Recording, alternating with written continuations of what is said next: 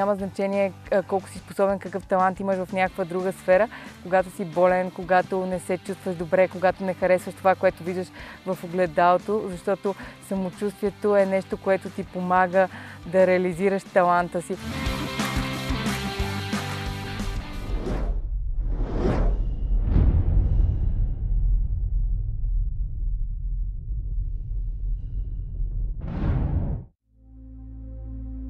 Имах хранително разстройство, което в общи линии беше, че първо се лишавах, после се тъпчех, беше свързано с емоционалното хранене, където, например, отиваш, когато ти е тъжно или самотно, отиваш, купуваш си 2 торби с храна и после се прибираш и сам си ги ядеш, нали, без никой да знае. Просто едно храната ти е единствения приятел.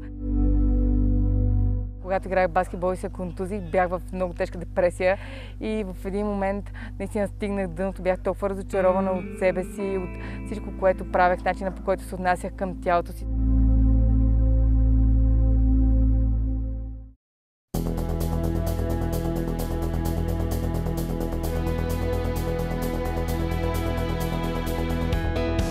Казвам се Инес и съм кондиционен треньор, което ще рече, че помагам на хората да разкрият физическия си потенциал и да разберат колко много могат да правят с тялото си, като същевременно реализират другите си професионални цели.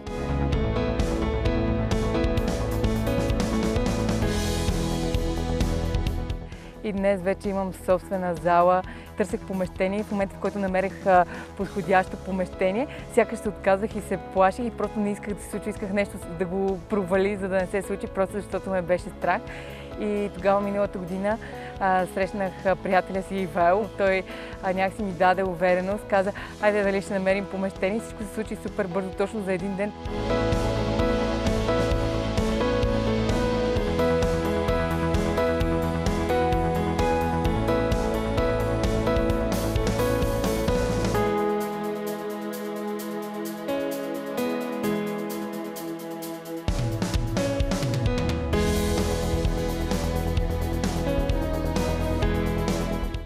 Повечето хора смятат, че трябва да избират или да бъдат в добра форма, или да имат някаква професия и някакси все едно нещата никога не могат да вървят паралелно, а всъщност те са взаимно зависими, защото здравето е основата, на която градим абсолютно всичко в живота си. Има много примери за хора, които изглеждат добре, но всъщност те не са доволни от това, което са, те не са щастливи, така че външността като самоцел никога не носи щастие. Трябва първо промяната да дойде отвътре и после да се отрази отвън.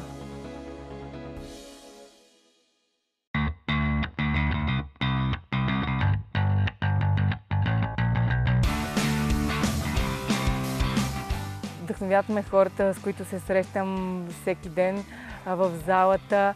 Това е най-хубавата част от моята работа, като ги виждам как започват от нулата и как ден след ден полагат усилия, как сами празнуват собствения си триумф, като на това да могат да направят първата си лицева опора или първото си набиране, или да се дигнат на стойка на ръце. И точно тези малки победи, които хората постигат в залата, са тези, които ми носят най-голямо вдъхновение и най-голямо удовлетворение.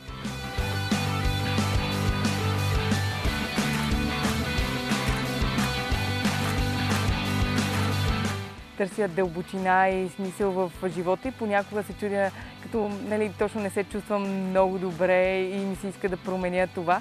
И всъщност осъзнах, че дълбочината в живота е точно това, да ти се случват различни неща, да изпитваш цялата палитра от емоции, защото не можеш да постигнеш дълбочината, ако търсиш само хубавите емоции.